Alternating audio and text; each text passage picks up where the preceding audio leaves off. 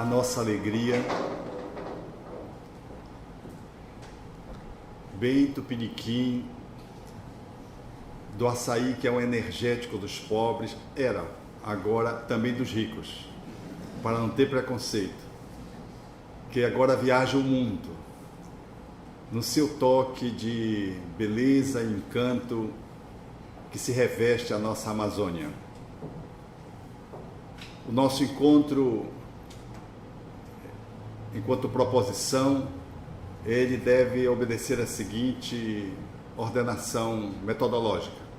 Nós faremos uma abordagem, depois faremos um pequeno intervalo de 20 a 25 minutos, ou 26 se preferirem. Depois nós voltamos para um debate, para uma interação, ok? Não corras, não tenhas pressa, aonde tens que ir é só a ti.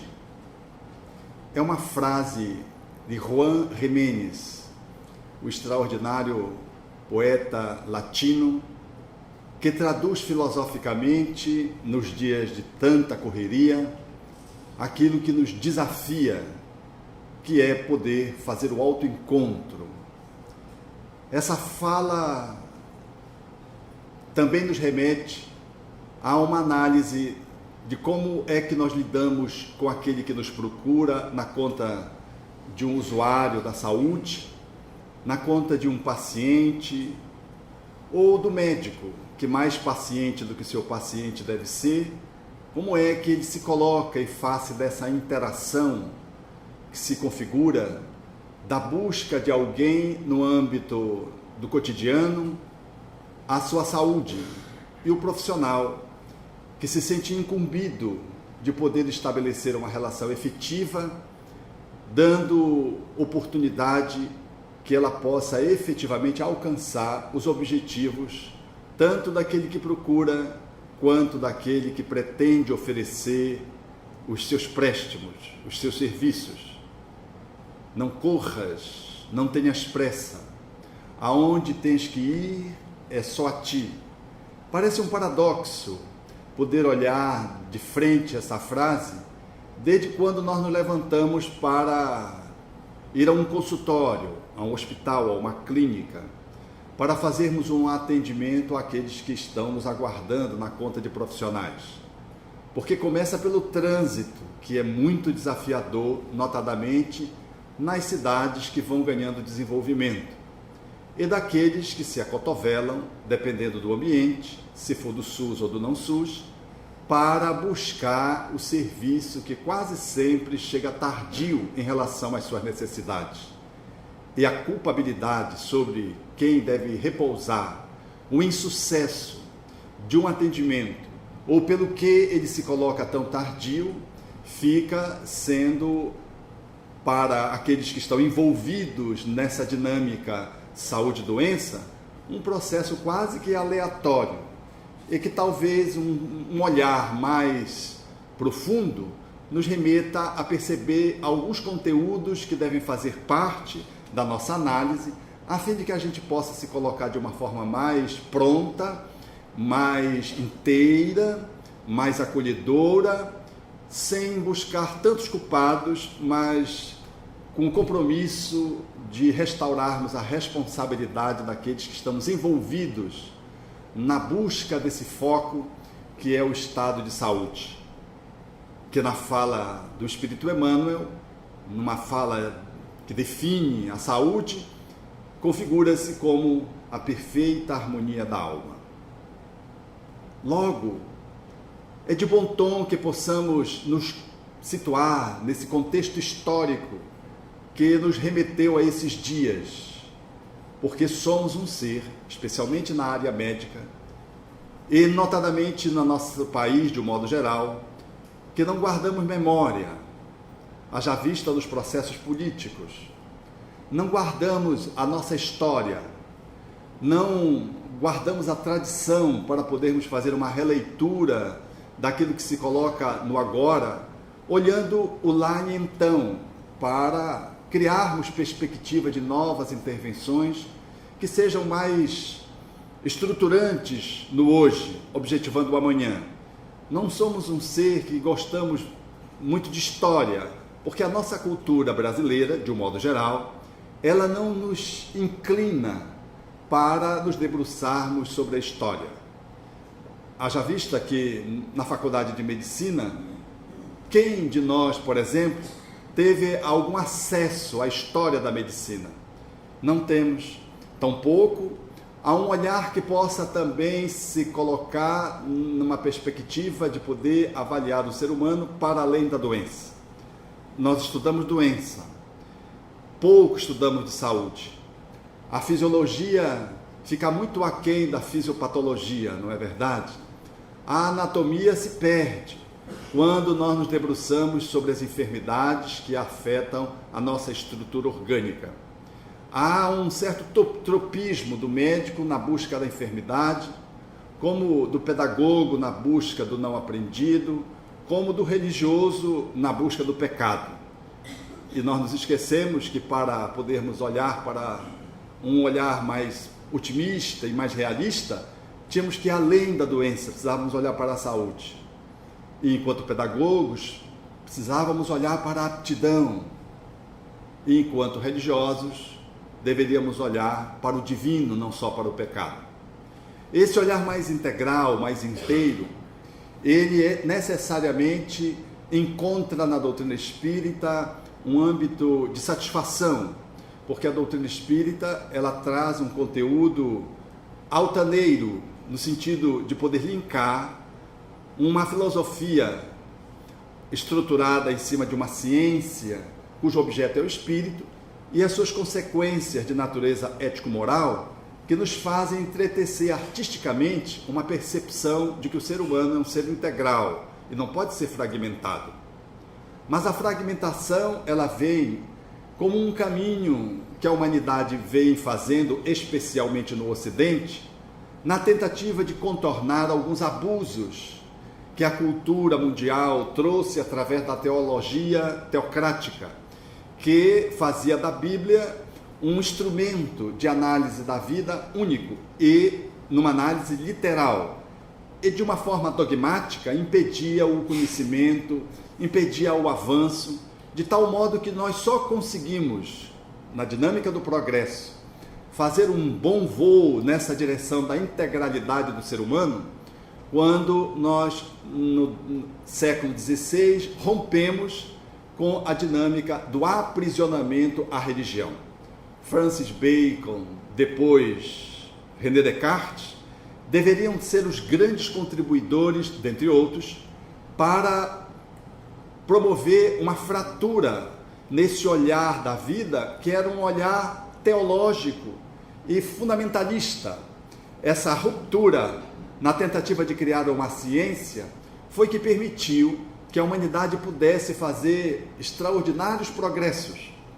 E vamos ver o holandês Anton Leeuwenhoek poder estar se debruçando na fábrica de tecidos para analisar aquilo que comprometia os tecidos e, valendo-se de lupas que ele aumentava redobradas vezes para enxergar no tecido aquilo que poderia comprometê-lo, ele foi quem, talvez pela primeira vez, chegou mais nas bactérias do que todos os outros que se seguiram, porque as lupas ganhavam o aumento de mais de 250 vezes.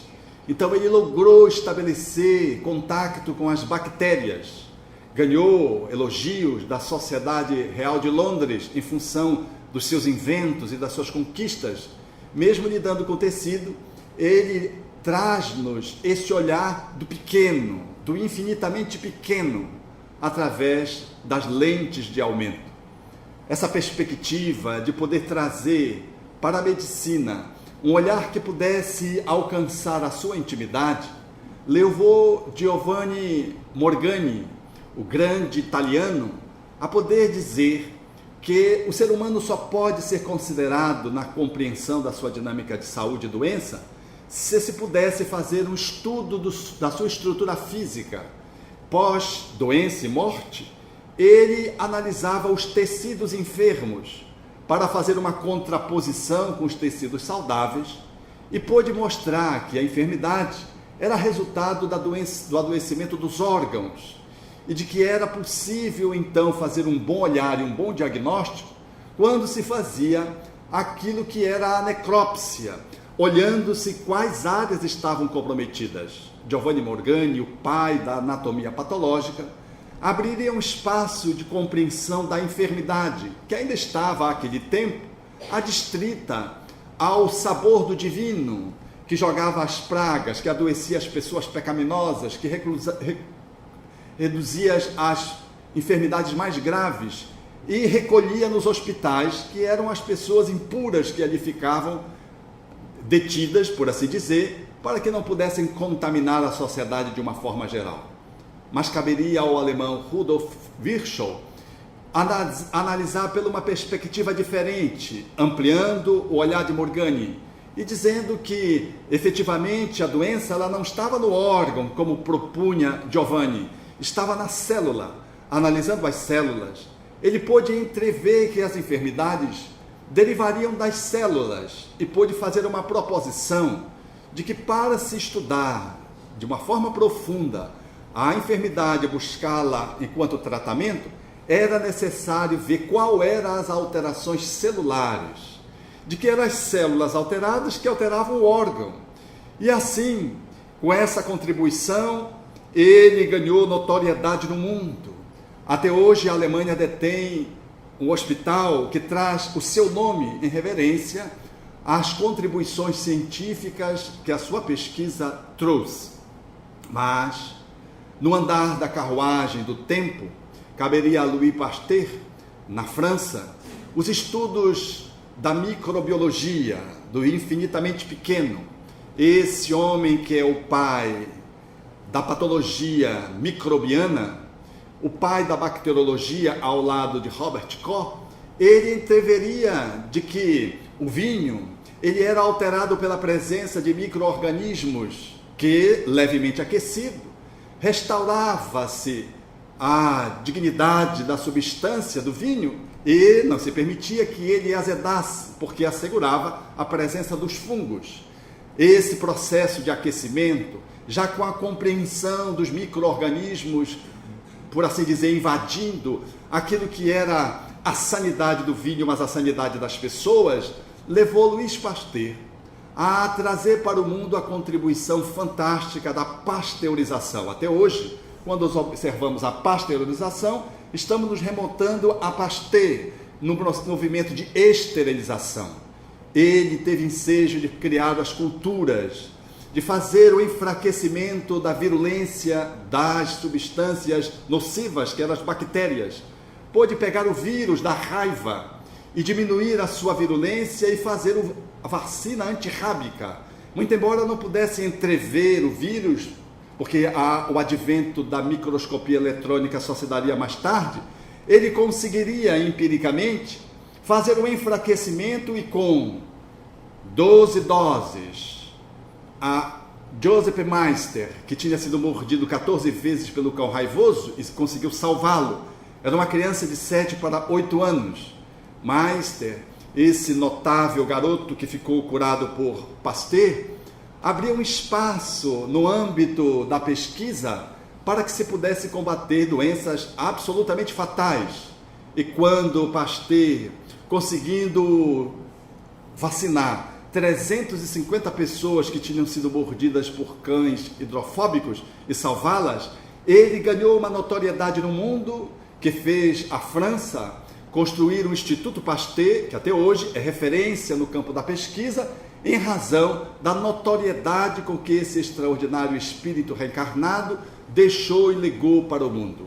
Curioso que Meister, aquele garoto curado, quando tinha 60 e poucos anos, 62 para 63 anos, por ocasião da Segunda Guerra Mundial, em que o Instituto fora invadido e havia a ameaça da profanação do túmulo de Pasteur, ele se antepôs na tentativa de evitar e, como não conseguisse, ele se suicidou. Caracterizando muito bem que uma intervenção no âmbito da saúde, ela não pode ficar apenas adstrita a uma perspectiva material, de que o ser, para que ele possa ter saúde, ele precisa mais do que algo que lhe restitua a harmonia do corpo. É necessário a harmonia da alma, porque é saudável fisicamente, mas emocionalmente frágil, nós podemos a perder tudo quanto fora conquistado em termos de avanços no âmbito da saúde orgânica, e às vezes cometemos o suicídio ou o homicídio, caracterizando, portanto, que para ser saudável não basta ter o organismo harmônico, é necessário ter o psiquismo, a nossa transcendência, a nossa emocionalidade em perfeita integração, a fim de que possamos fazer um bom uso do patrimônio da saúde, considerado dessa forma, de um jeito integral, sob pena de termos uma saúde física pétrea, no entanto, sermos um psicopata. Aliás, os doentes mentais adoecem muito pouco. Eu vivi essa experiência em casa, desde pequeno. A pessoa que menos adoecia era o meu pai. Quase não gripava, não tinha febre, dificilmente se lhe via acamado. Mas ele detinha um transtorno do humor gravíssimo. Era, portanto, a pessoa mais comprometida da saúde. Mas no olhar biológico, pareceria que ele era o mais saudável. As alterações eram psiconeurológicas ou mentais e que caracterizavam de que ele, em relação a nós, era alguém mais doente, muito embora ficasse acamado menos vezes. Portanto, Robert Koch seria o outro francês que deveria trazer para o mundo a possibilidade de uma construção de uma epidemiologia. Até hoje segue-se os parâmetros estabelecidos por Koch, naturalmente com ajustes. A epidemiologia e a bacteriologia receberia de Koch essa contribuição fantástica, não só a descoberta do bacilo de Koch, da tuberculose, mas todo esse avanço que permitiria à humanidade cercear a enfermidade numa atitude que envolveria a epidemiologia, os estudos de saúde pública. Koch e Pasteur são os pais da bacteriologia, como Virchow, o pai da patologia celular, como Giovanni, o pai da anatomopatologia. Mas caberia a Mendel, Gregório Mendel, esse padre, estudante de astronomia, matemática e ciências naturais, que estudando as ervilhas, fazer um ensaio para descobrir acerca dos genes. Esse pai da genética abriria um espaço agora dentro da célula para poder fazer uma análise de que a célula ela adoecia e talvez a solução para entender as doenças e a saúde estivesse nos genes.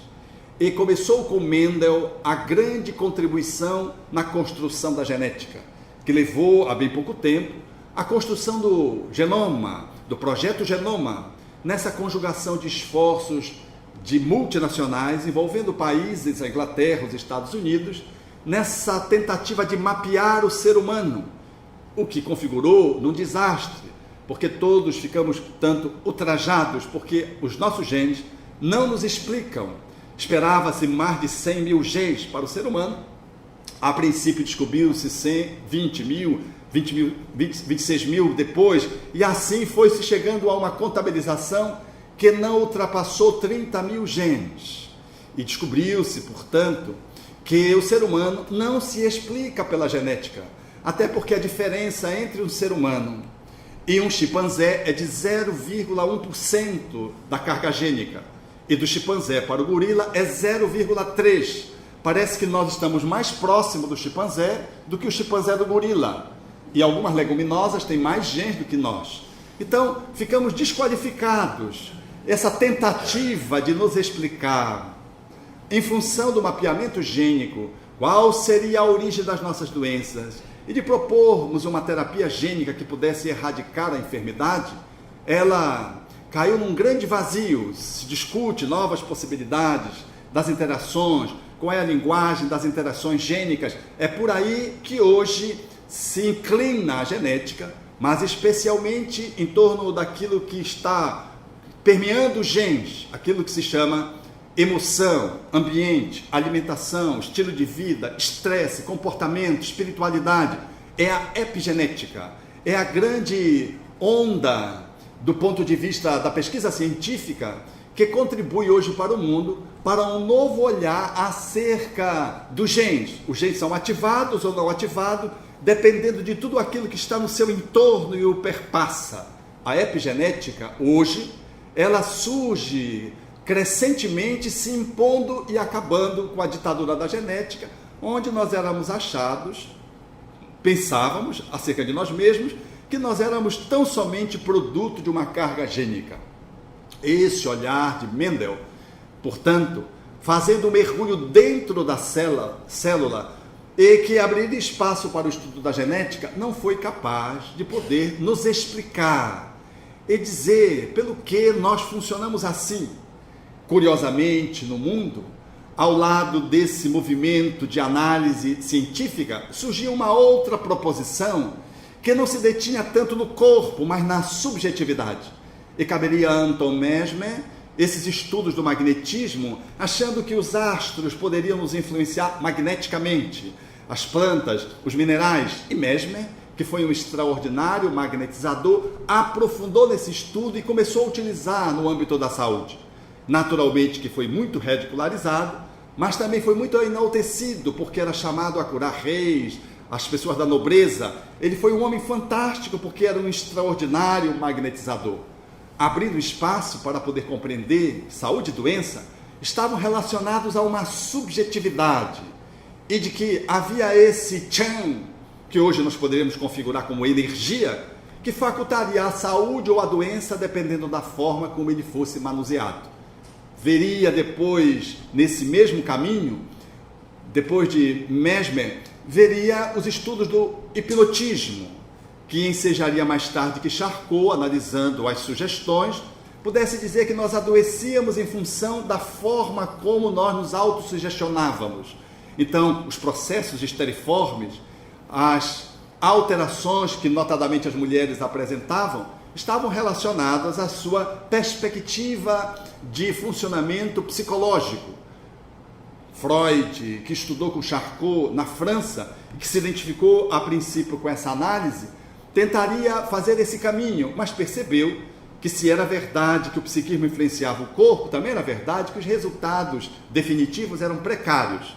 Ele se dissocia então dessa análise do hipnotismo e vai estudar as livres associações, com Breuer, o seu outro professor, um neurologista, um extraordinário estudioso, que fazia da catarse esse instrumento de cura.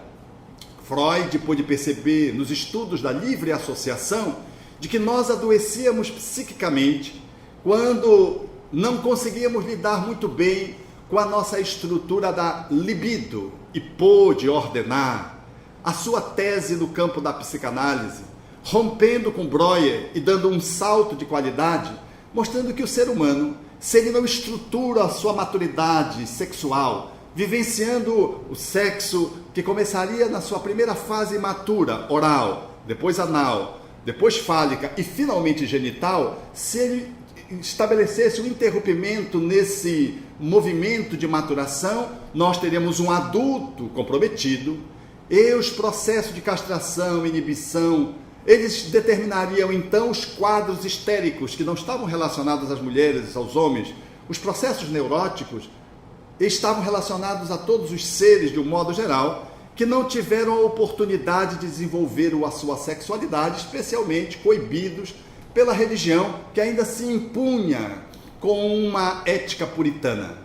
Aos poucos, Freud aprofundou e pôde perceber, pelos sonhos, na sua publicação máxima, no ano de 1900, quando ele editou Interpretação dos Sonhos e trouxe para o mundo 600 volumes dessa obra, que para ele foi muito estranho, porque ele, depois de 2 anos, tinha vendido mais do que 300, um pouco. E ele disse: a minha obra não chamou a atenção dos especialistas, e aqueles que eram os opositores só deu ensejo de ironia.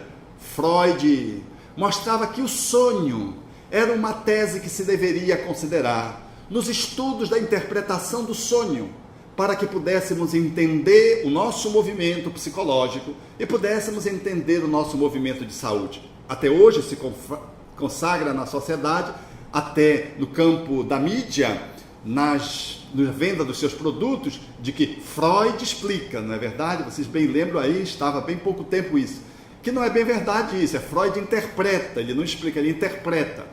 Era uma perspectiva de estudar a subjetividade. Esse olhar freudiano, ele viria naturalmente em concomitância com esse olhar da materialidade, porque o olhar de Virchow, de Laennec, de Anton Mesmer, eles se antepunham, se contrapunham. Um olhava para a subjetividade, o outro olhava para a materialidade. Levenhoque fazia um caminho que levaria aos pais da patologia celular, da patologia anatômica, da patologia genética, da bacteriologia, todo um olhar físico, organicista, mecanicista, materialista, que predomina até hoje, em grande parte, soberanamente, nas escolas médicas.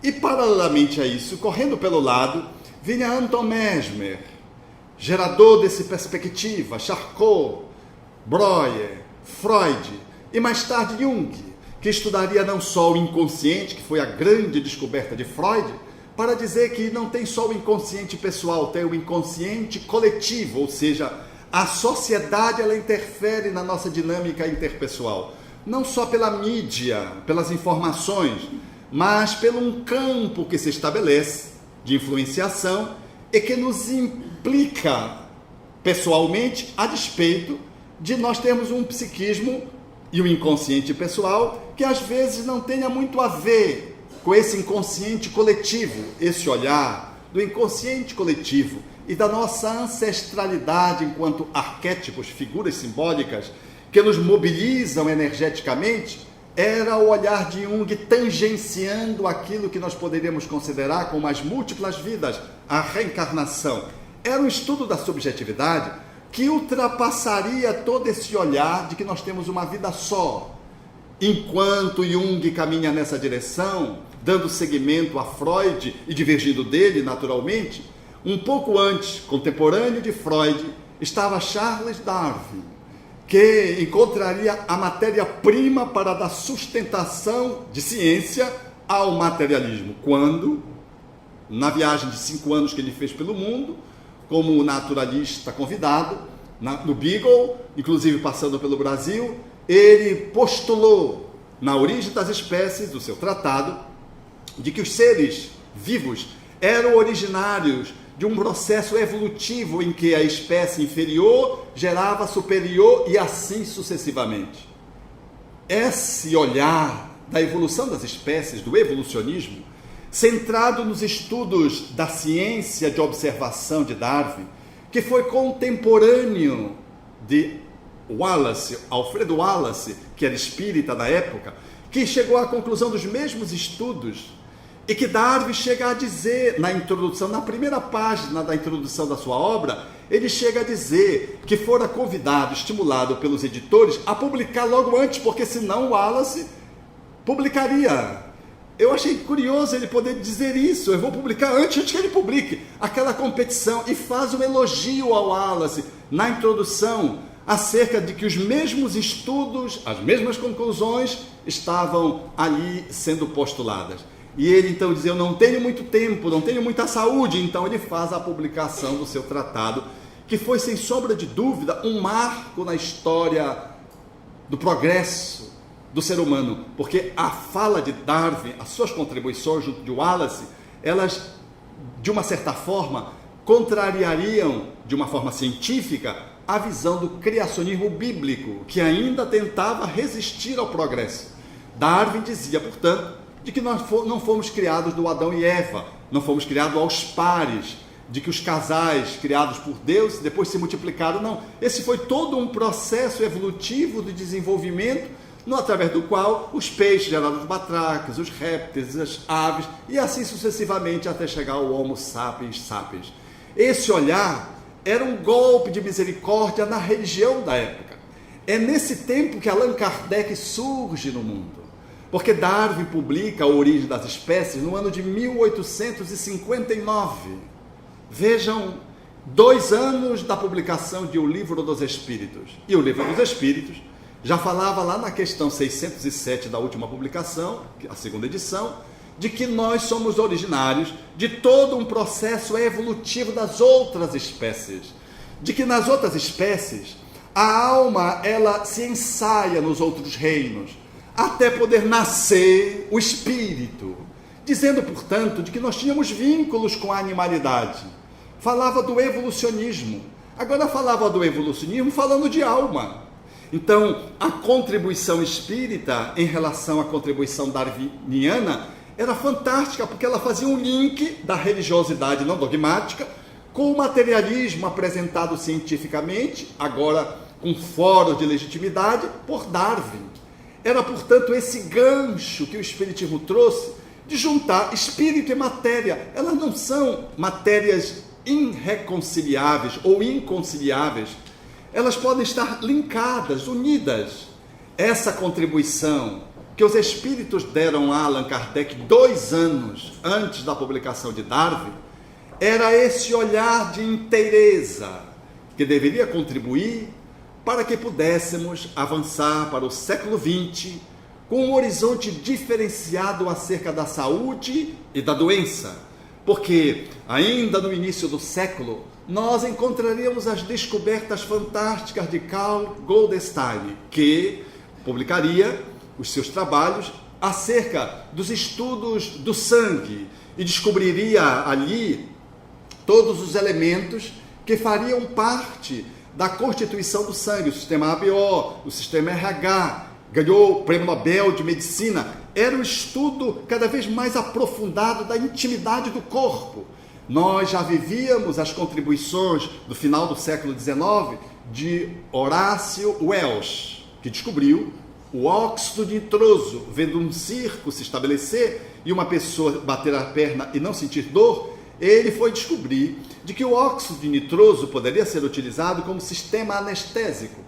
Logo, 2 anos depois, Crawford Long descobriria o éter sulfúrico, que demarcaria esse espaço de crescimento para a anestesiologia, para podermos oferecer ao ser humano a possibilidade de uma intervenção, porque as intervenções, 50% delas, levavam à morte pela infecção e levavam à morte pelo sangue que desbordava. Para operar uma pessoa, tinha que se engarguelar a pessoa para ela desmaiar, se embebedá-la para poder fazer a intervenção. Porque como é que se ia fazer uma amputação, por exemplo? Como é que se ia abrir um abdômen?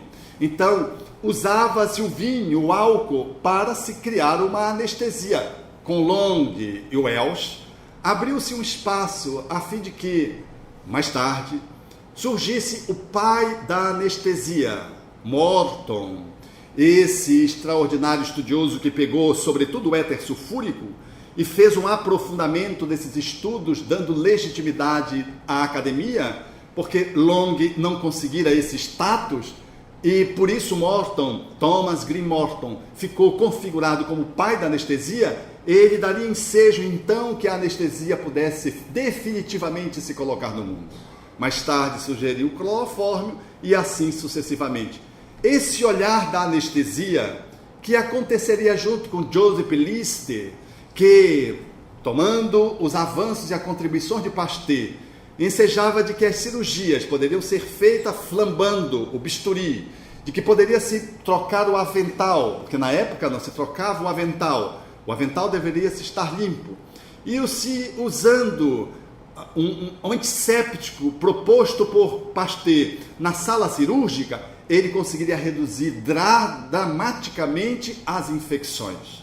List, o pai da asepsia, ele, junto com Morton, criaria um espaço para que a medicina avançasse demasiadamente e que culminaria com Fleming, quando descobriria nos estudos das placas de Petri o desenvolvimento das bactérias, os estafilococos, que foram cerceados por um fungo e a partir daí criou a penicilina e ganhou o Prêmio Nobel de Medicina. Surgiu a antibiótico-terapia para matar os germes que geravam a doença. Todo esse caminho que a ciência fez, de um lado olhando a matéria e de outro olhando a subjetividade, eles encontrariam o século XX com espaços de progresso extraordinário. De um lado, a medicina olhando cada vez mais a enfermidade como um objeto material. De um outro, na subjetividade, olhando como resultado de uma interação psíquica. Depois de Jung, veria os estudos do psiquiatra tcheco Grof, que analisaria, estudando o LSD, de que nós podemos fazer um mergulho no nosso inconsciente e poder fazer conexões com o conteúdo de outras vidas. Era a reencarnação que estava sendo postulada por Grof. E, contemporâneo a Grof, duas personalidades nos Estados Unidos que pessoalmente não tinham nenhuma vinculação com a reencarnação, num país de natureza protestante, criaram a terapia de regressão a vidas passadas. Netterton, Morris Netterton e Edith Fiore, pesquisando independentemente, descobriram que quando se ia à natureza dos traumas, às vezes os traumas não estavam na infância, não estavam no útero, estavam em outras vidas. Junto com Grof, portanto, era uma medicina, uma saúde que estava numa subjetividade além dessa existência. Era uma psicanálise, conforme Morris Netterton deveria propor, que estava sendo feita freudiana, porém com um embasamento, com uma amplitude muito diferenciada. Netterton dizia: eu faço só psicanálise, só que eu vou para além do inconsciente dessa vida. Eu vou para o inconsciente profundo do espaço entre uma vida e outra e para o espaço de múltiplas vidas. Com essa contribuição de Netterton, com essa contribuição de Fiore e de Grof, e ao lado delas as contribuições das pesquisas médicas no campo da quimioterapia, da radioterapia, que também surgiram com essas pesquisas nesse período de tempo, nós então chegamos a um momento em que a saúde passou por um processo que é ainda desafiador, porque com todas essas contribuições, dá-se conta de que nós não temos saúde como deveríamos ter de todo esse progresso, porque a enfermidade, ela não é um ente material simplesmente. Surgiram as doenças degenerativas altamente desafiadoras, os processos autoimunes altamente desafiadores. A despeito dos antibióticos, as superbactérias cada vez mais começam a ameaçar a presença dos antibióticos. Surgiram doenças que estavam relacionadas a processos congênitos e genéticos, que o contorno e a dificuldade em se lidar ainda é um desafio para a medicina. E ao lado disso, surgiu patologias mais graves, a patologia do desamparo, do vazio existenciais, as patologias psiquiátricas, o autismo surgiu grandemente quando hoje se estuda, por exemplo, pacientes monozigóticos, gêmeos, monozigóticos, um é autista, o outro é normal, caracterizando, portanto, de que para além da genética, o autismo é uma patologia que deflagra esse distanciamento de que há alguma coisa para além dos genes, mas o adoecimento psíquico, a depressão, o transtorno do humor, os processos ansiosos, as fobias, elas se multiplicam e surge uma sociedade que, banhada por toda uma contribuição epidemiológica, a medicina do trabalho, todos os estudos feitos no campo do corpo, uma medicina diagnóstica de alto nível, nós não conseguimos deter a multiplicidade das patologias novas que vão surgindo e aquelas outras que estão no campo da degenerescência, que nos desafiam no campo da saúde. Ao tempo em que surgem doenças sociais, comportamentos do serial killer, comportamentos que hoje se vulgarizam, de filhos que matam seus pais, e que se ficam estudando em que ponto isso é uma patologia física ou psiquiátrica. Surge a AIDS, e é entristecedor ver como, a despeito de todo o avanço, a AIDS ainda assim consegue ganhar espaço e com novos coloridos, com novas cepas, com novas conformações, esta e outras doenças ainda avançam, a despeito do cerceamento que a medicina e do controle que a medicina consegue oferecer. É assim que Allan Kardec trouxe-nos, em meados do século XIX, essa doutrina fantástica, que não veio dialogar, substituir a medicina, mas sim dialogar com ela. que não veio negar nenhuma das disciplinas no âmbito da saúde, mas sim veio estabelecer uma interlocução.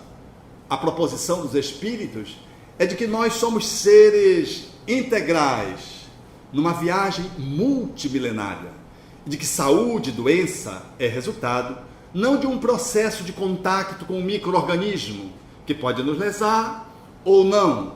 É o grande desafio pelo que uns adoecem e outros não adoecem.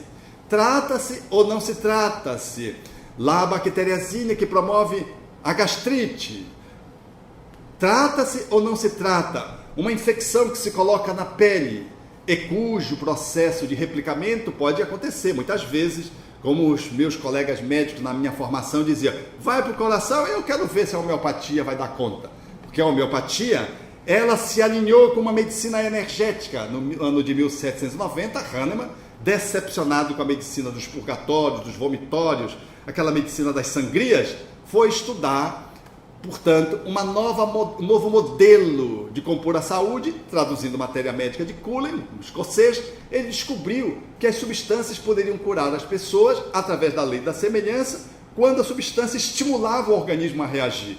Então criou essa abordagem que a medicina nos traz, que é a cura pela lei dos semelhantes. E 6 anos depois, Christian Hofmann criou a macrobiótica. E 30, 40 anos depois surgiu o vegetarianismo, quando Dan estabeleceu a possibilidade de, pela dieta, você conquistar mais saúde. Esse olhar, portanto, ele veio tudo junto. E o meu colega dizia, eu quero ver se essa bactéria replicar lá para o coração ou para o rim, se a homeopatia vai dar jeito. Porque a gente não usava antibiótico para matar a lesão da pele, o quadro infeccioso. E dávamos o remédio homeopático para estimular o organismo a corrigir aquela enfermidade, a controlar aquela multiplicação de micro-organismos, a estabelecer a ecologia que estava sendo rompida. E o olhar da alopatia e da enantiopatia era matar o micro-organismo. Era do antibiótico, e a homeopatia não funcionava assim. E imagine eu sendo tutelado por um alopata, que era um primo meu, que dizia assim, Betinho, tem um cara tão inteligente, ele lamentava porque eu estava fazendo o caminho pela alopatia. Tu és um cara tão inteligente, mas faltava só complementar, mas tão burro, porque como é que tu vai fazer a homeopatia? Ele não compreendia e aquilo causava angústia, eu percebia. Quando eu fui fazer o meu trabalho de apresentação, de conclusão de curso, apresentei sobre a homeopatia, então era uma revolução naquela época, era o ano de 1982, quando eu fui apresentar na academia lá, no auditório cheio, eu fui apresentar a homeopatia. Os 3 da banca, um era homeopata, foi o único que me aliviou, os outros 2 me marretaram. Um, sobretudo, porque o filho ia se apresentar depois, aí ele me marretou mesmo, porque marretando os outros, o filho poderia brilhar. E o filho até ficou sem graça porque ele fez isso comigo. Mas eles não entendiam absolutamente nada da homeopatia. Uma medicação que não usava contra, porque a medicina de então e até de agora é do antifebre, o analgésico dá o antiálgico, o analgésico. A micro-organismo está ali, você dá o antivida, o antibiótico, e assim vai, terramicina e depois terra em cima, se não der jeito, mas não usa a homeopatia, porque a homeopatia não se usa. Aliás, eu sofri no lance autobiográfico, eu sofri na minha casa resistência, porque eu sou de uma família de médico, esse meu primo era uma figura parental, como que médico respeitado na cidade. Então, os meus irmãos todos fizeram medicina. Nós éramos 5 médicos. E na reunião de família, os 2 que eram mais velhos que eu, disseram assim, mas mano, isso é medicina de farmacêutico, mano. Eles fazendo especialização, um em São Paulo, outro em Minas Gerais. Tu ainda não estudaste ainda as matérias clínicas, tu não pode decidir pela homeopatia, porque eu já era homeopata antes de entrar na medicina, porque eu já li a homeopatia, eu já via a confluência dela filosófica com a perspectiva espírita. Então, quando eu fui fazer as primeiras matérias, antes mesmo de fazer as matérias clínicas, fazendo a propedêutica médica, eu já era um homeopata. No 3º ano, eu já me ensaiava prescrevendo a homeopatia, alinhado com o homeopata que tinha na cidade com quem eu estudava. Então eles ficaram muito decepcionados comigo, ainda fazendo as pós-graduações deles, cada um no primeiro e no segundo ano. Quando eles voltaram, eu tratei dos filhos dele. Até hoje eu trato dos filhos dele. Um deles, oftalmologista, de vez em quando ele me encaminha mano, vai esse pra ti aí, porque são os casos insolúveis, cuja medicina tradicional não consegue deter, então ele manda para a homeopatia, e ele sabe que também com a homeopatia o espiritismo vai junto, porque se houver a necessidade de uma recomendação, vai. Então há quadros desafiadores no campo da oftalmologia, em que a homeopatia tem resultados extraordinários, como nas outras especialidades. Mas vejam, era o olhar da academia que até hoje, na formação do médico, é um olhar organicista, materialista, biológico. Não se olha para a subjetividade. Isso é uma das coisas que as AMEs, aos poucos, vão aprofundando com nós, os colegas que estamos imersos na cultura médica, para que nós possamos ir nos descolando desse olhar, que é um olhar, não é que seja errado, é pequeno, ele é reduzido. Agora mesmo, uma colega que faz uma avaliação em função de uma patologia de Page, onde há aquele processo de calcificação excessiva, ela teve um câncer, depois fazendo as avaliações de controle, viu-se várias lesões, e a oncologista disse, não, isso não é metástase. E encaminhou para o ortopedista diagnosticou, e então propôs a terapia, que é uma terapia tipo uma quimioterapia. E ele disse, olha, você vai tomar isso aqui, isso vai dar isso, fez aquilo que a gente chama de nocebo. A gente faz uma prescrição para a pessoa e diz, olha, esse seu câncer é assim, a gente já vai operar, tem 4 anos de sobrevida, as estatísticas. Então você mete na cabeça que você vai viver 4 anos.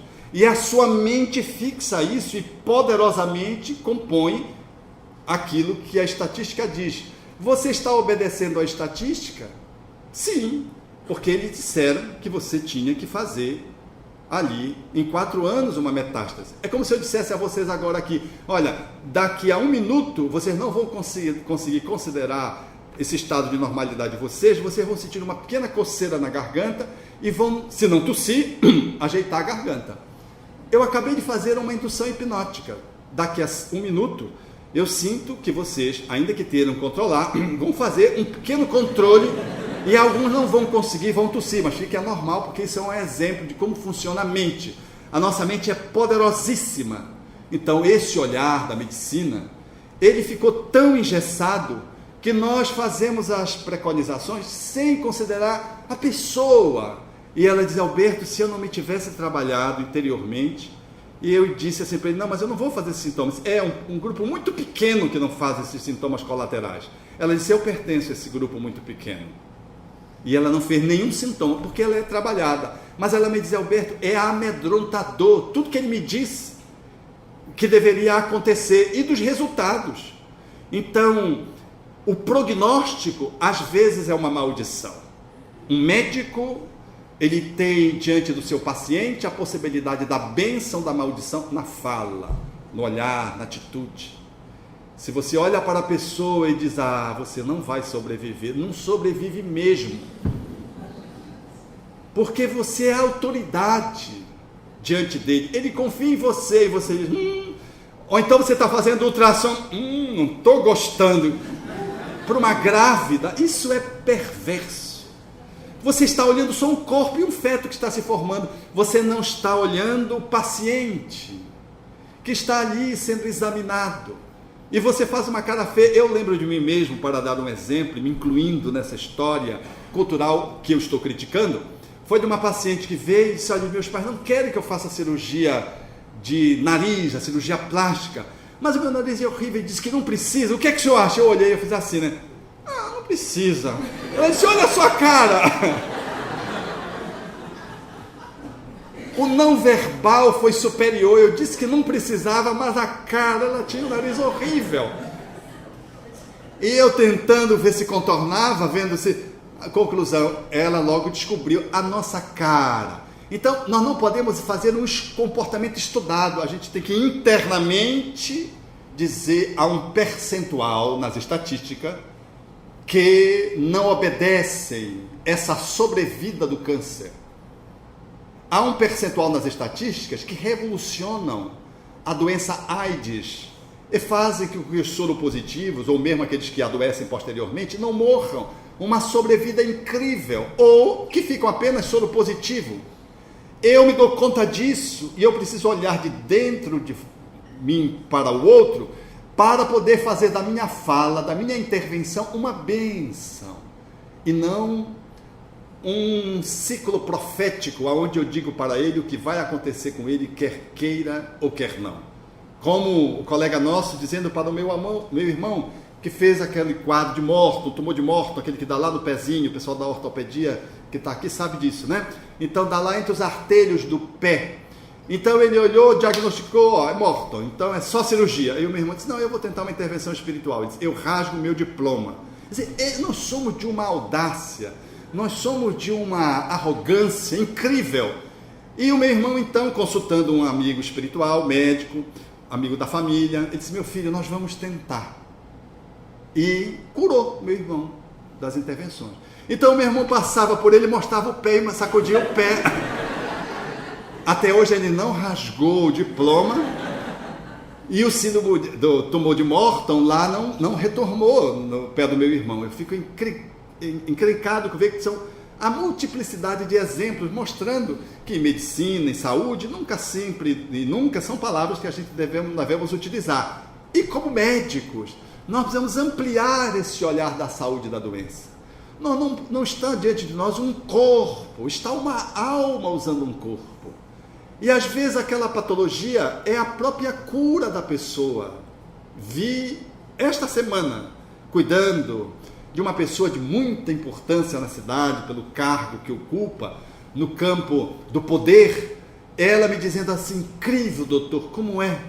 Eu comecei uma psicoterapia, nós estávamos iniciando uma psicoterapia, e surgiu uma colecistite, e o colega encaminhou para a intervenção, litíase, e caminhou para a intervenção. Ele foi para São Paulo na expectativa de evitar fazer a colestectomia, mas o colega lá disse, não, é necessário fazer, é bom que você faça agora, enquanto você não está em quadro agudo, infeccioso, e fez a operação no hospital Einstein, de referência. E o profissional disse assim para ele, então, você vai ficar 40 dias sem beber. 40 dias sem beber significava 40 dias em que ele não ia beber e não ia usar cocaína, porque toda vez que ele bebe, ele usa cocaína, motivo pelo qual ele me procurou. E ele estava há 3 semanas aproximadamente, sem beber, porque tinha feito a cirurgia da colecistectomia. E dizendo, doutor, eu nunca me senti tão bem na minha vida. Porque o bêbado, a pessoa que bebe, ela acha que tudo é normal, até a ressaca é normal.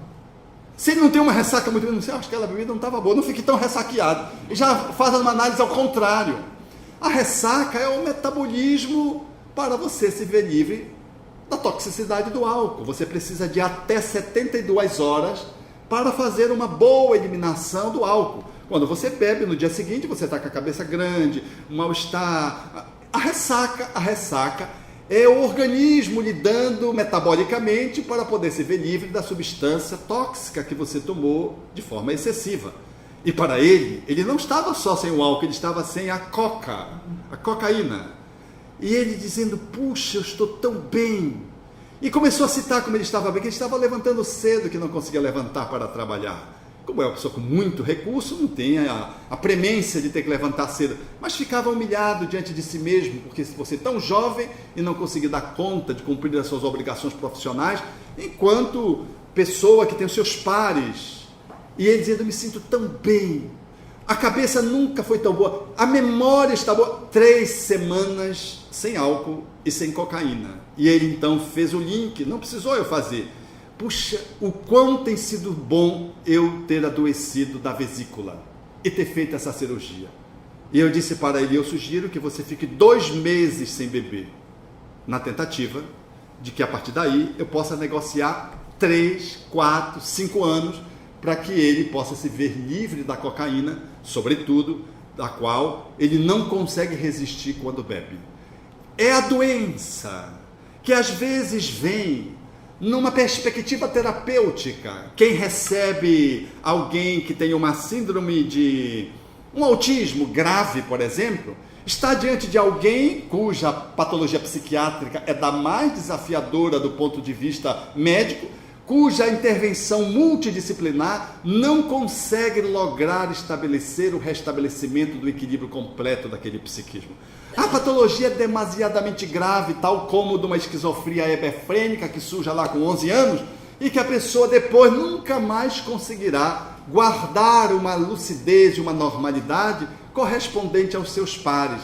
Será uma patologia sempre desagregante, ainda que tenha intervenções multidisciplinares dos profissionais vários da área de saúde.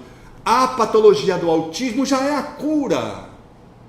E dizia-me uma mãe, ainda essa semana, cuja criança eu atendi quando ela era bem pequena, tem a síndrome de Wester, uma síndrome que compromete o sistema nervoso central e a pessoa fica oligofrênica.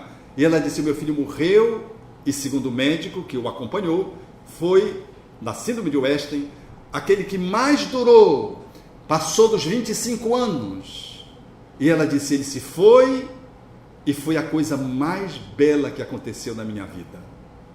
Vocês imaginem uma criança sendo cuidada, num grau de indigência absoluto, que ela precisava recorrentemente ter que estar usando manejos no campo da oxigenoterapia, os cuidados fisiátricos durante mais de 26 anos, direto com ele, desde o nascimento. E ela disse, ele se foi, começou a chorar, e ficou uma lacuna no nosso lar.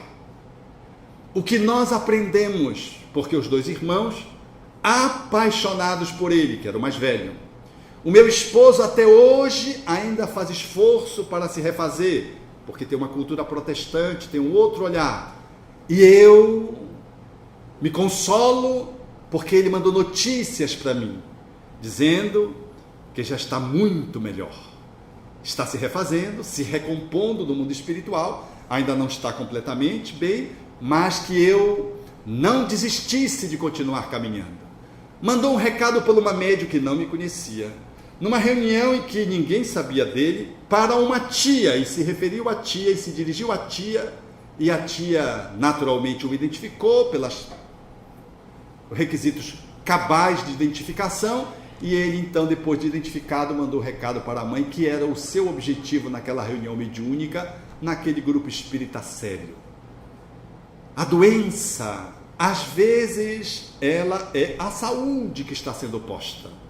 Quantos de nós, se não tivéssemos um diabetes, nós estaríamos completamente desgraçados de novo. Mas se o teu olho é causa de escândalo, arranca-o e joga para longe de ti. Porque a despeito de ter a diabetes, a gente levanta à noite no quadro sonambúlico, com um olho só e vai, às vezes, ataca a geladeira. Imagina o que não seria daquele que você foi, um bebedor inveterado do passado, que estragou todas as suas estruturas físicas e ainda cantava a melodia, bebo sim, tem gente que não bebe, está morrendo, bebo sim. Ainda cantava, tirando sarro com a cara dos outros, porque você ia avançando em idade, os outros iam morrendo e você estava, entre aspas, com saúde. Foi nessa perspectiva que o Espiritismo nos trouxe a compreensão da saúde integral. Falando da inteléquia de Aristóteles, da ideia diretriz de Claude Bernard, ou do campo mórfico de Rupert Sheldrake, o grande biólogo inglês dos nossos dias. Falando desse campo mórfico, desse corpo bioplasmador da forma de Hernani Guimarães Andrade, o nosso brasileiro paulista, falando do perispírito, que é essa estrutura que está entre o psiquismo e o corpo físico. Que o nosso corpo físico, portanto, é uma estrutura material e que efetivamente pode ser alcançado pelos micro-organismos e pode sofrer variações, mas de que o corpo funciona não só de conformidade com a sua harmonia, porque a sua harmonia está relacionada a um campo sutil, que é essa energia que vitaliza o corpo, para a qual centram-se as medicinas naturais da acupuntura, da homeopatia, e que esse campo de energia, ele reflete o psiquismo, que é o espírito na nossa perspectiva espírita, a alma, o espírito encarnado, que altera o perispírito e joga para o corpo aquilo que é a saúde ou não, a harmonia ou não. E é que isso que nos vulnerabiliza às infecções. É isso que determina que a gente vá num processo de adoecimento pela degenerescência. É isso que faz a gente ativar o gen ou não ativar o gen, e ser um autista ou não ser um autista. É isso que permite que eu conviva com infecções, às vezes gravíssimas, e não adoeça. Ou tenha a contaminação de um micro-organismo, mas nunca desenvolvi a doença a despeito de tê-los todos dentro de mim, ou em grande parte, alguns dos quais de grande virulência, considerado na generalidade, mas não desenvolvemos a patologia porque o nosso espírito detém um comportamento cuja harmonia é refletida no perispírito, que vitaliza o corpo físico num quadro de saúde invejável. E é isso que vai explicar o pelo que nós temos um órgão que é vulnerável, o órgão de choque, e não um outro órgão. Porque a gente adoece da garganta e não do estômago, ou das articulações e não do cérebro. Esse olhar, ele nos remete naturalmente à ciência espírita, que é essa ciência que se debruça sobre o espírito e faz uma análise filosófica através das outras vidas, e resgata a figura excelsa de Jesus, que ficou colocada como um ícone da sacristia, ao invés de ser posto também como sendo um cientista da academia. A figura de Jesus, somente com ela é que nós podemos entender a dinâmica da enfermidade e da doença. Sem ela nós não vamos conseguir compreender. O pelo que alguém nasce com uma doença congênita. Certa feita eu atendi um jovem e ele dizia, mas pelo que eu nasci assim? E ele tinha uma alteração grave no tórax, nas mãos, no braço, uma alteração congênita, espírita. Sabendo da lei de causalidade, de causa e efeito, ele, no entanto, assim se indagava. E aqui e acolá ele reclamava disso. E num dia, num processo psicoterapêutico, do qual ele se submetia para trabalhar as encrencas de natureza familiar, ele fez uma imersão profunda do seu inconsciente transpessoal e se localizou numa frustração afetiva dramática. E ele, se aproximando da linha de trem, esperando o trem, e se projetou sob o trem. O trem ultrapassou, ele viu-se fora do corpo e o seu corpo completamente mutilado. Ele, num quadro dantesco, via-se depois caminhando e trazendo as alterações que se ficaram impostas no corpo, que tinha sobrevivido à morte, que ele tentara buscar como solucionamento dos seus problemas definitivos.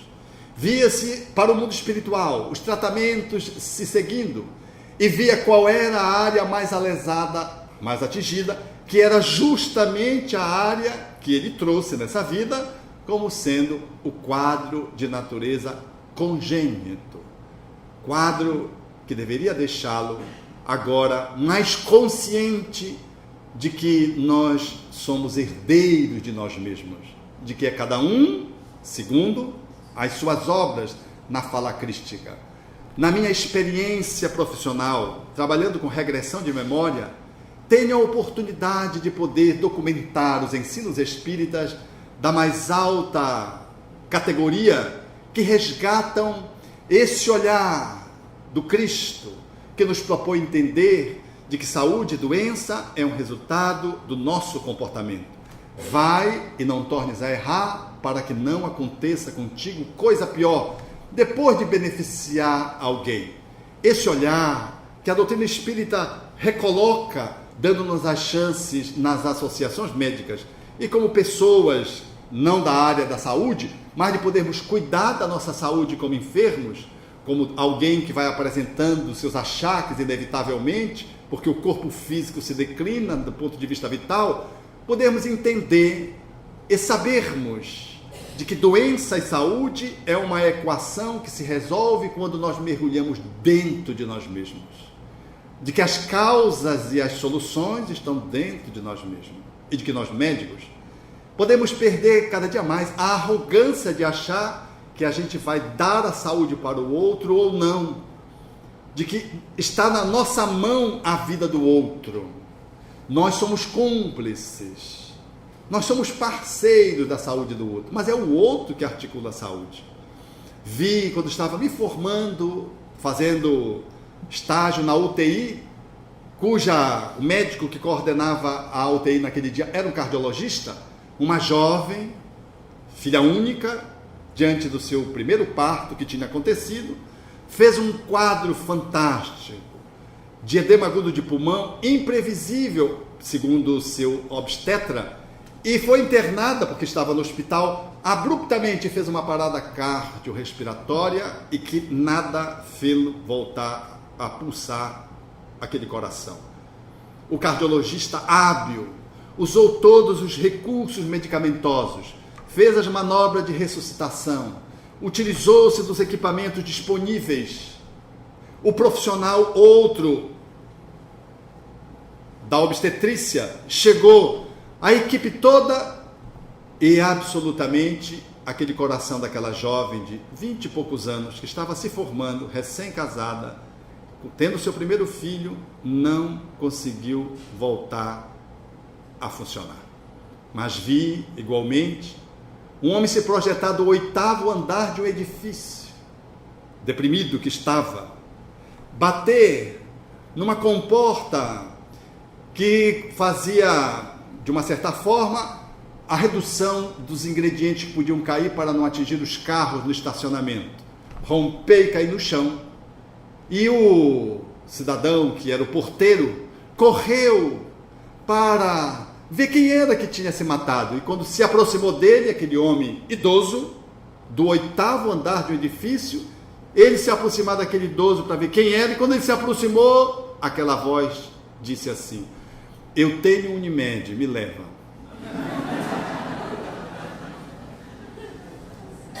Era meu paciente. E eu disse: mas pelo que você se jogou? Eu disse: eu não me lembro de ter me jogado.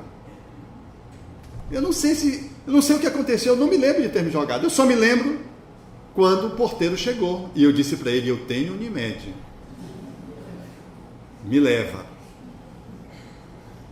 Quadros que a gente acha que vai resolver, porque tem uma tecnologia antibiótica nunca vista, com todos os ingredientes, todo o maquinário, todo o controle metabólico que hoje é possível fazer, e o paciente, a despeito disso, vai a óbito.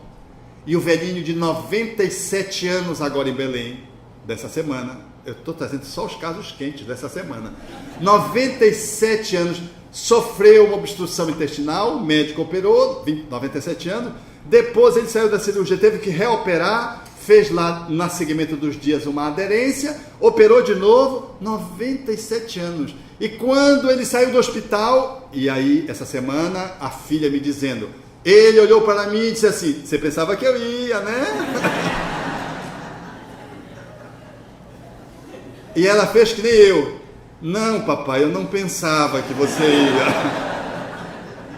Diante daquele nariz da cirurgia plástica.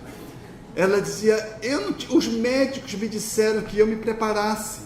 97 anos. Aí me disse: não foi dessa que eu vou, ainda não chegou a minha hora. Almas que desafiam-nos a entender o significado da doença e da saúde. Porque aquilo que muitas vezes para nós é doença, é saúde para aquela pessoa. E aquilo que a gente acha que é saúde, talvez coloque em risco a nossa integralidade e a missão, a finalidade da nossa encarnação. Por isso, Jesus proclamou com muita propriedade: se o teu olho é causa de escândalo, arranca e joga para longe de ti. Numa fala reencarnacionista, mostrando que a limitação de um corpo é o asseguramento da sua terapia espiritual, para que ele possa, com a enfermidade, transformá-la em medicamento e poder vencer a encarnação. Enquanto que para outros, eu me vejo, por exemplo, ao lado da minha mãe, que é uma senhora de 88 anos, parkinsoniana, osteoporose, com várias fraturas, e uma mulher absolutamente jovial. E quando eu a abordo do ponto de vista de uma interação, sempre me calo, porque nos problemas mais graves, a palavra dela é irretocável, de uma jovialidade incrível. Para levantar-se em função do comprometimento do Parkinson, das quedas múltiplas, ela precisa de um acompanhante. E na última queda, Quando ela se deu conta que precisaria de um acompanhante regularmente, toda vez que levantar tem que estar alguém segurando, porque ela caiu a última vez do andador, ela disse, vocês não me disseram que eu precisaria de alguém continuamente. Eu disse, mamãe, a senhora que não entendeu, a senhora precisa. Mas não é possível, mamãe, eu acho que é a lição que falta para a senhora aprender. É humildade, você precisa ceder. Porque a senhora nunca buscou ajuda, a senhora sempre procurou manter a autossuficiência. Agora tem que ser humilde, ceder para o outro. Tá bom, eu vou ter que ficar agora com um sirimbabo, quer dizer, um acompanhante, do meu lado todo o tempo. Ela anda com a pessoa do lado e você não vê aquela mulher reclamar de nada. Você não vê ela lamuriar, faz fisioterapia toda semana. Fez agora um quadro infeccioso na unha e ali está tratando o dedo com homeopatia, naturalmente, porque eu procuro resolver os problemas dela com homeopatia. Ela responde muito bem, teve bronquiectasia, ficou muito bem, várias patologias, e quando não dá, a gente entra numa associação indispensável para poder atendê-la. Mas uma alma, que eu olho para ela e digo, mamãe, na sua última queda, se fosse eu, que ela ficou em cama, porque fez uma fratura do osso sacro. Vocês imaginem, ela estava com o andador e caiu de costas, e não fez nenhuma fratura. Eu disse, mamãe, incrível, a senhora não fez nenhuma fratura. Como não fez nenhuma fratura, ela foi para o pátio andar, fez 12 voltas andando para o pátio, caminhada, e fez uma fratura espontânea caminhando. Eu digo, mamãe, é o cúmulo do azar, entre aspas. Ela fez uma fratura espontânea por ter caminhado demasiadamente, tendo osteoporose. E aí ela ficou numa cama, e eu disse, mamãe, se fosse eu já tinha me entregado, já tinha ido, já desencarnado. Ela olhou para mim e disse, mas meu filho, eu não faço nenhum esforço, não. Quer dizer, para ela lidar com uma imobilidade num leito durante meses, até que se recompusesse, para ela não era nada, não. E eu, borocochô, covarde, já estava pensando em sair do corpo. E ela está lá, 88 anos. Outro dia eu cheguei lá do atividade internacional, quando cheguei lá, eu disse, mamãe, tem novidades. Eu sei todas, meu filho, pelo Facebook. Lá no Facebook está atualizada com tudo. Olha aqui a sua foto, e mostrou o que eu tinha dito para ela, ela tinha conectado. Outro dia eu cheguei lá do Paraná, ela disse, meu filho, a sua palestra foi boa, gostei. Ouviu a minha palestra online. E pior que tudo que ela diz é mãe de boca de mãe, né? Que tudo é difícil a mãe não ter razão, né? A bichinha é danada. Quando ganhou o computador, veja a questão da saúde. Quem é que tem mais saúde? Eu estou dizendo isso para vocês responderem no final. Quem tem mais saúde, se eu ou ela? Quando ela ganhou o computador, passou uma noite sem dormir no computador, como se fosse um adolescente. Outro dia eu cheguei, ela estava conversando com um neto que está em São Paulo, o outro que está no Rio Grande do Sul, online, pelo MSN. Não, meu filho, estou conversando aqui. Agora com o WhatsApp, então, é uma... E ela olha, e as leituras que ela faz do WhatsApp, das fotografias compartilhadas, elas sempre são leituras corretas. Leituras psicológicas corretas. As falas, a forma como ela se coloca. Então eu olho para ela e sinto que ela tem mais saúde que eu, a despeito do Parkinson. Apenas ela tem 88 anos e eu tenho menos, muito menos, o que me causa uma grande vergonha. Então eu aprendo com ela todos os dias. Às vezes eu vou e fico olhando para ela, deixa aproveitar até a última gota para poder aprender, porque nós precisamos aprender um com os outros. Nós não aprendemos só com o psicoterapeuta. Nós não somos beneficiados com a saúde só com o médico. Um vizinho que você consulta e você está meio deprimido e diz, você vai melhorar, eu vou orar por você. Poxa, você foi tão importante para mim naquele dia. Pronto, foi uma medicação. Poxa, vizinho, você já sai melhor, uma fala do vizinho. Mas se o vizinho do outro lado chega e diz, foi assim que o papai morreu. Pronto, você sabe que você pode ter uma cumplicidade para cima e para baixo. Porque quem define o seu estado de saúde é você. Escolha quais profissionais. Ouça os profissionais até o ponto que lhe convenha, do ponto de vista psicológico. Entenda que o seu profissional, às vezes, ele é um relojoeiro, ele vai só consertar a máquina, mas ele não trata do dono do relógio. Compreenda, e todas as vezes que for se consultar, ore pelo profissional. Não fique investigando, ele deve ser gordo, esse médico não sei o que, olha aqui, aí fica examinando a sala de espera e fica já pessimisticamente, ore, em vez de estar, porque sala de espera de médico é diferente de sala de médico, de psicoterapeuta. Psicoterapeuta, todo mundo fica calado, um olhando para o outro, ninguém fala nada. Mas médico, sala de médico, todo mundo dá palpite. Não sei, o que é que você tem? Então, aí um prescreve o outro, não é verdade? Às vezes certo, às vezes errado. Eu tinha uma parenta para encerrar esse primeiro momento, e ela então prescreveu uma paciente. A paciente entrou e disse, a outra paciente que está aí já até me passou um remédio para o joelho. E quando essa parenta entrou, eu digo, mas você tratando meus pacientes na sala de espera, ela ficou muito assim, vergonhada. E passados os meses, eu disse assim, olhava para ela e disse, a senhora me roubou aquele paciente, porque a senhora prescreveu e prescreveu certo, porque ele nunca mais voltou, aquele joelho consertou. Brincava com ela, porque é assim, sala de espera, todo mundo prescreve, como todo mundo dá a sua opinião acerca da política, do futebol, né? Todo mundo tem a sua ideia é a melhor, a verdadeira. Então, nós, quando formos ao ambiente médico, oremos pelo profissional, que vai nos atender, o dentista, o fisioterapeuta, o nutricionista. Oremos porque aquele profissional, ele precisa ser inspirado pelo anjo guardião dele, pelo seu, para melhor lhe atender, lhe dar as sugestões adequadas. E nós que somos os profissionais, precisamos nos preparar para fazer os nossos atendimentos. Notadamente aqueles que são desafiadores, quadros graves. No momento cirúrgico, uma inspiração para pensar um vaso, de onde você não sabe onde está vindo aquele sangue. Ou para fazer uma biópsia, que seja a biópsia adequada para poder resgatar o tecido cancerígeno que está naquela lesão, e não unção, dando a impressão de que a pessoa não está contaminada. Você ser inspirado para poder dar aquela sugestão adequada, passar o remédio adequado, ou dizer as palavras certas que vão conduzir a pessoa numa direção certa. É necessário inspiração. Certa feita, uma paciente chegou e estava assim no início da nossa conversa, e ela estava num processo coloquial, e ela fez algum comentário assim. Eu disse, pois é, você pensa que você é Floxichere? Nós não somos Floxichere. Essa fala levou ela para ela depressiva, e ela queria se matar. A mãe me telefonou, o senhor disse que ela não era Floxichere. Quer dizer, a paciente não entendeu, porque não estava bem, não entendeu que aquilo era uma brincadeira, que eu inclusive me incluí. Aí ela teve que voltar com a mãe para eu poder me retratar, onde eu dizia para ela, coloquei, disse, não, eu não disse que você não era Floxichere, depreciando você. Eu fiz uma consideração em função do que você me disse, eu brinquei com você, disse que você não era Floxichere, que você estava pensando que era, e que nós não éramos Floxichere. Às vezes uma fala, ela é capaz de inclinar o paciente ao suicídio, mas uma fala é capaz de evitar que a paciente se suicida.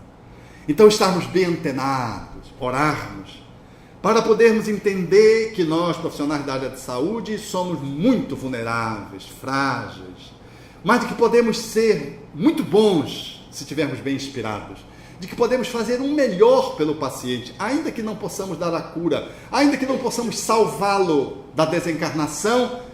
Aquele paciente vai e você sente que cumpriu o seu dever.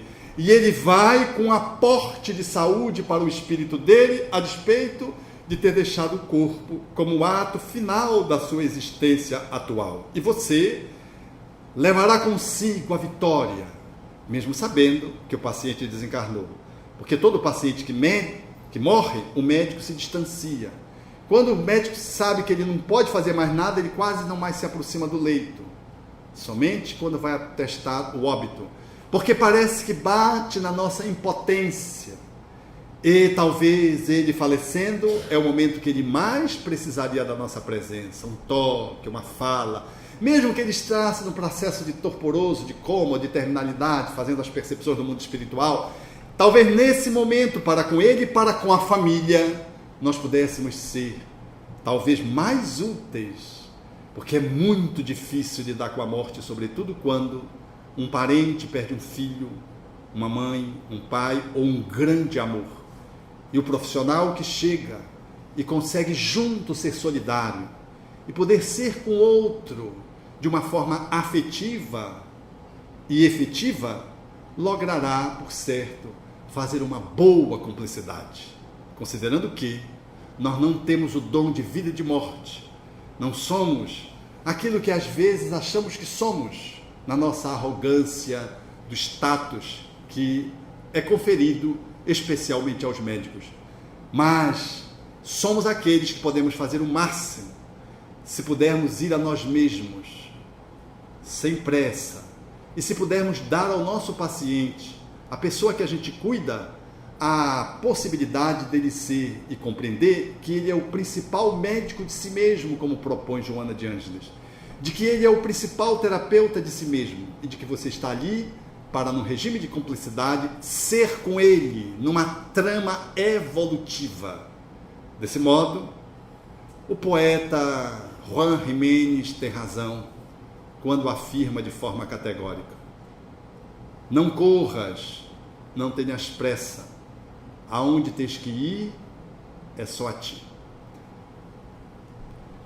Vamos fazer o nosso intervalo, depois a gente volta para o debate. Perguntas e respostas, ok?